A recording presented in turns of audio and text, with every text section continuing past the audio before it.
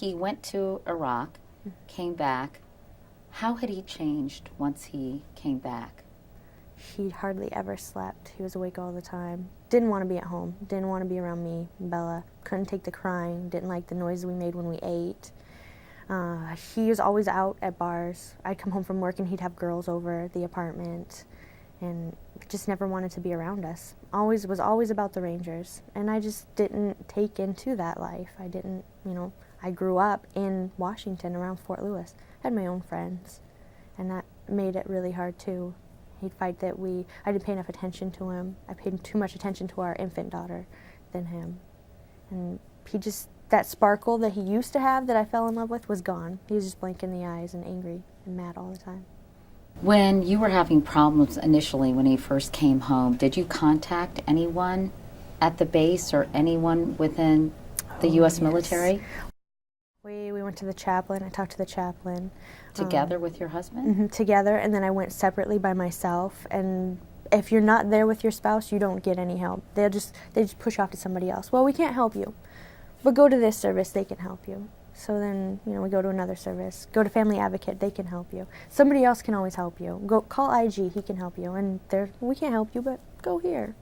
So they gave you the runaround. I came home and she had a bloody lip and her face, there's dried blood all over her face, and he just left her in her crib. I said, what happened? Well, the dogs jumped on her. How do the dogs jump on? She doesn't even crawl. She just, lays on the ground or, How old was she? Is held, 5 months old. And he said, well, the dogs must have done it. 4 months later, he attacked again, but this time you were the victim. It was just me. I'm glad my daughter wasn't there. I'm not glad that it happened, but I'm glad that Bella wasn't there, because it could have been much worse. What happened? If I just could have run a little bit faster, I might have made it, but he tackled me out back and started kicking and hitting me and started screaming for help, and nobody came. And that's when he grabbed my face and slammed it into the ground and said if I yelled again that he would kill me right there.